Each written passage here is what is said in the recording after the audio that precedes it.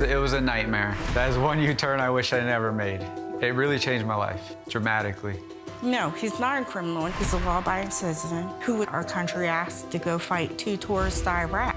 And he shouldn't be treated like a second-class citizen. It felt like I was caught in a trap, just crossing the state line. It's a trap. And next thing you know, he's in the nightmare. He's in the nightmare known as New Jersey gun laws. It's been a while since I seen my dad, so we made reservations at New Jersey Motorsports Park. It's a great experience. They teach you how to properly ride a motorcycle.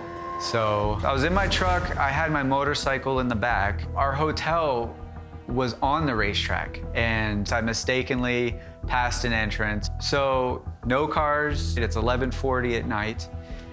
I swing a U-turn safely, pull into the gate, it's locked. So I made a legal left and started going in the correct direction again. And the moment I did that, that's when the trooper sped up behind me and pulled me over. I just thought it was a routine traffic stop. He said license and registration. I said, no problem. And all hell broke loose after that. I opened my center console and it just happened so fast. Immediately, he was like, I see it, I see it, I see the gun. It was in the holster. He's like, put your hands on the dash. And that's when I told him I had my gun. I turn around and I have a pistol stuffed in my direction, pointing right at me. And it was an oh shit moment. That's when I told him I have a carrying license from the state of Pennsylvania. Did he say to you at that point, do you know you're breaking New Jersey laws? Yes, he said, I see you have a concealed carry permit, but that doesn't matter in the state of New Jersey. You're not allowed to have a firearm. This has no bearing on you having a firearm. And you're thinking? Wow, I'm in trouble. And he said to me, this is my first time having to deal with this situation. So he called in for backup. And as soon as backup arrives, he walked right up to me, placed me under arrest. And your dad? Before they took me to the station, they unhandcuffed him and they let him go. Here we go again with New Jersey, where they are going after law-abiding citizens and turning them into criminals, destroy their lives for what is otherwise lawful possession of a firearm and the exercise of their constitutional right to keep and bear arms. It's disgusting. It was very shocking. He's a law-abiding citizen with extensive training and went through all the proper channels to retrieve his pistol. He went through a federal background check. So I was sitting there in the cell and I'm thinking, wow, I'm a criminal now. Going to jail for 5 to 10 years, it's a big burden on the family. I have Crohn's disease. How am I going to manage this disease in jail? 5 to 10 years. My son is 11 years old. My son would be almost 18 years old if Adlee was coming home from jail. You know there's no gun law in New Jersey, not a single one, that is not a felony level offense, which means having his rights taken, his freedom taken, his benefits taken, over what? I mean, this has got to end. In New Jersey, they have what's called pretrial, PTI. But you were turned down for that initially. Were you surprised?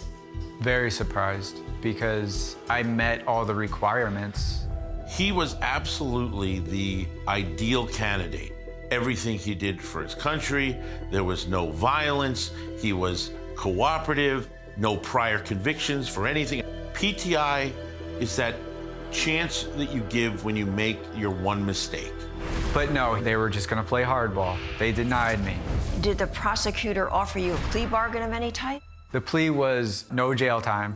You can walk away right now with a felony. And you said? No way. Just throw out the window my Second Amendment right. I'm not a criminal.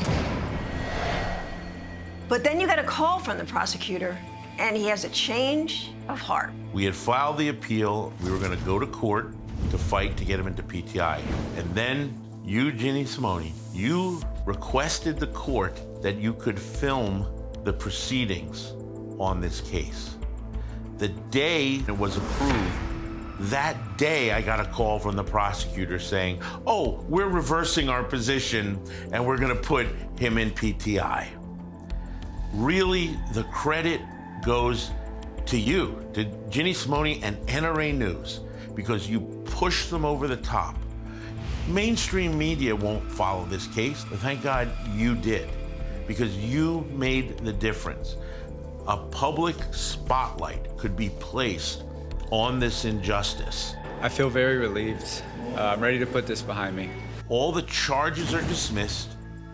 There's no jail, no prison, so they don't lose their rights. This is why we need national reciprocity. The gun control laws create gun control victims. They pass these laws in the name of injustice and a fake sense of safety. No, putting me in jail, that's not gonna reduce the crime rate. It does not protect anyone. It ruins people's lives. I choose to carry because it's my constitutional right, and also to defend myself or protect my family. Becoming a felon, just crossing these invisible state lines, this is not the America that I fought for.